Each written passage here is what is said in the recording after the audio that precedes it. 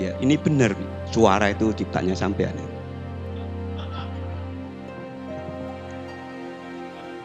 Baik, terima kasih.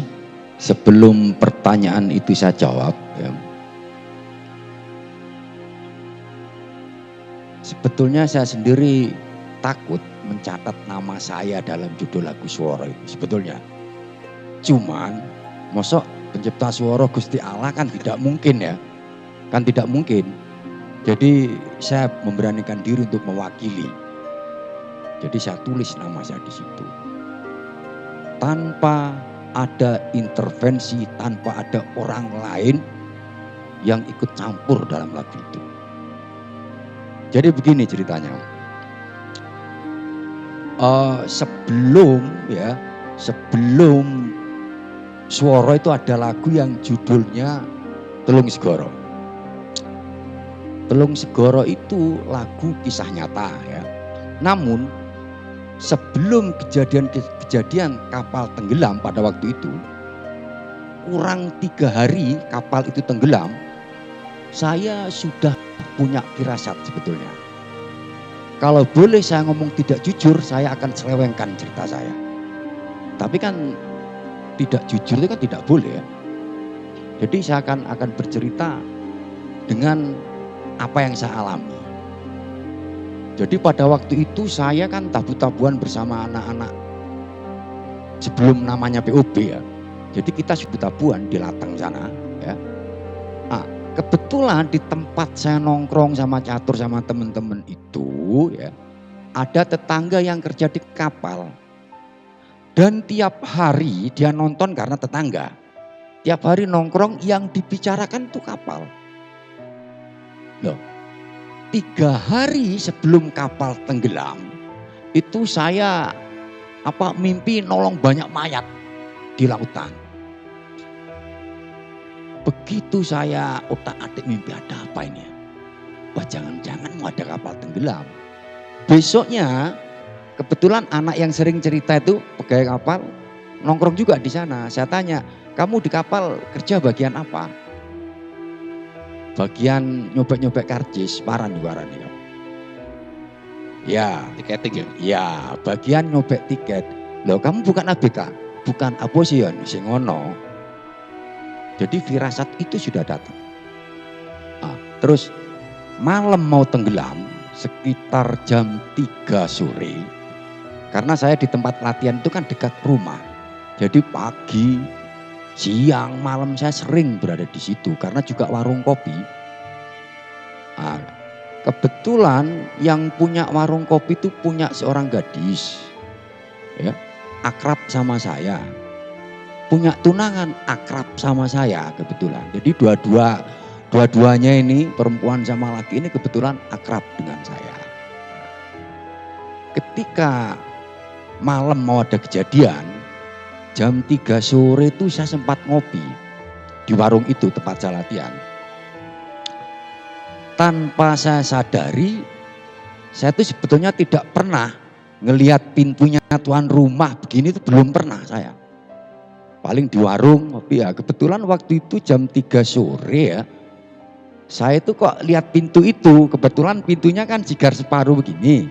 Yang atas itu pas buka. Jadi saya sempat ngelihat. Nah, gadis itu pas lihat TV pakai selimut galur-galur hijau putih itu loh. Cuman saya lihat, loh apa loh TV, mukanya itu kok nggak enak. Jadi mukanya itu sudah nggak enak, lain. Dan dia sempat berpamitan, Mas Yon aku kok ape nang Gilimanuk. Dan waktu itu puasa memang. Jam berapa kamu berangkat?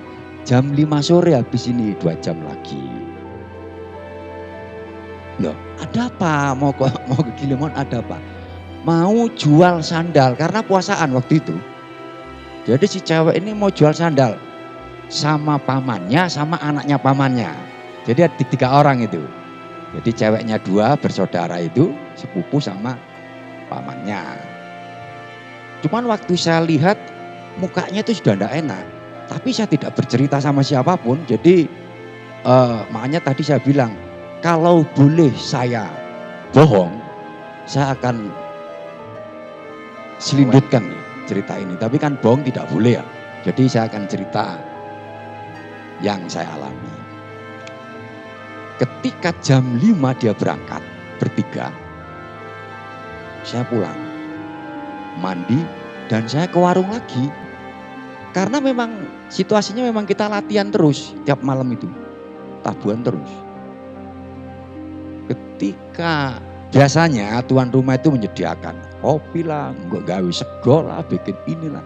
Lah waktu itu kok dilala ngomong sama saya, Mas Yon, engko lari latihan arep wis nyuwani ketan. Jadi kok saya dalam hati bertanya lagi, loh kok ketan ya? Kenapa kok saya selalu sesuatu yang saya lihat itu selalu saya kait-kaitkan dengan Tuhan. Jadi kalau menghadap Tuhan itu paling gampang. Karena kalau menghadap Tuhan kayak sampean ya, pakai sarung, pakai songkok, ke masjid sembahyang, Anda menghadap Tuhan. Tapi apakah Anda sadar tiap hari Anda menghadapi Tuhan? Belum tentu juga. Jadi saya itu tiap hari menghadapi Tuhan, bukan menghadap Tuhan. Tiap hari saya menghadapi Tuhan. Jadi segala gerak-gerik saya merasa menghadapi Tuhan. Nah, ketika yang tadi disuguhi ketan, latihan nanti malam saya kasih ketan, adung bahasa Indonesia ini ketiga. Ketan ini dikum ketan ini ya, pengen ketan harus dikum. Persis ngekume iki kesuwenan Mas Yon. Napa mbok jema? Ketane ngekume kesuwenan akhirnya rada ajur. Akhirnya ndak jadi dibikin ketan. Dibikin urung-urung. Gelepung dulu bikin urung-urung. Digoreng iki arep latihan teko wis. Catur inggil semuanya datang. Begitu urung-urung itu disuguhno, durung nyekel alat iki lagi duduk di warung kopi itu, urung-urung disuguhkan. Si temen saya Enggil iki uangnya ora ceragaan. Dadi jo tolong, jo urung-urung iki kau. Men tampil lambung tangane. Enggil iku. Enggil makin panas tangannya ceragaan. Belum meneng. Urung-urung gelepung ketan. Oh jere lala iki mesti wis yon pasti iki digawe wong salah. Pusing. Urung-urung gelepung ketan. Kadung urung ojo sampai edan. Saya sempat ngomong gitu waktu itu. Ini ada calon suami ini ada ya. Dan saya tidak akan sebut nama dan Anda semua akan paham siapa itu orangnya. Jadi si laki-laki ini teman saya tabuhan. Pacaran dan itu sudah diminta kalau tidak salah waktu itu. Sama tuan rumah yang sering ngayomi anak-anak tabuhan ini, anaknya cewek itu tadi. Jadi saya berpikir, kok disuguhi ketan yuk, iku lho urung, digawe urung-urung itu terus gitu saya bahas. Urung-urung gelepung ketan, kadung urung aja sampai edian. Saya sempat ngomong begitu. Begitu kita latihan malam, ada kejadian kapal tenggelam. Citra Mandala Bakti kalau tidak salah itu kapalnya itu. Tahun 2000, jam 8 malam. Dan itu, kejadian itu sempat saya jadikan lagu tapi berbahasa Indonesia waktu itu. 8 Juni 2000 tahunnya, Kota Banyuwangi dilanda musibah lagi. Itu dulu saya bikin begitu lagunya. Tapi nggak sempat rilis lagu itu? Tidak sempat saya teruskan. Dengan kejadian itu, teman saya, sahabat saya ini sudah, goncang sudah. Kenapa goncang? Karena semua sebagian besar yang tenggelam, mayat-mayatnya banyak yang diketemukan. Ya hanya 3 orang ini salah satunya ya, dengan yang 3 orang ini tidak diketemukan sampai sekarang. Sehingga teman saya ini kan seneng tabuhan kan bingung juga. Calon istri tenggelam, udah tidak ketemu. Sampai nyari kemana-mana waktu itu. Ini sejarahnya kenapa lagu Swara sampai tercipta ya. Jadi sampai kemana-mana mencari sehingga dia sampai tembus ke 3 penyeberangan itu. Jadi kita panggil Limano, baru dia nyebrang lagi Padangbai Lembar, baru nyebrang lagi Kayangan Tanu. Mencari itu, mencari yang tenggelam. Loh, kenapa sampai dicari ke sana? Karena sudah bertanya-tanya, kasare ngomong sama orang pinter lah. Takon yang wong tuwek, oh ini posisinya masih ada di sana ini. Di sana, hanya di Palan di sana. Dan pamitan sama saya, Kang, isun arep berangkat, gue bengi. Ambiki, ya wes, jangan selamat. Dan pulangnya pun hampa, tidak ketemu. Sehingga saya berpikir, bagaimana ya kalian dia carane gening yang pati goncang ya suasana batinnya. Sehingga saya coba saya pancing. Lendi kadung perjalanan niroi guys digawe lagu. Iya wis Kang. Paran judulnya. Telung Segoro. Jadi teman saya bilang Telung Segoro. Saya di rumah dia berjalan saya sudah bikin. Coba juta nak iku map nang meja nih ane meja. Buka.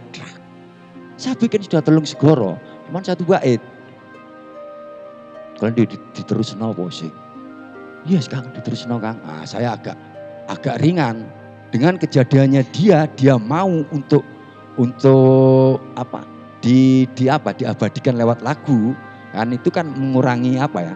Istilahnya kan mengurangi itu menurut saya. Sehingga muncullah lagu Telung Segoro itu.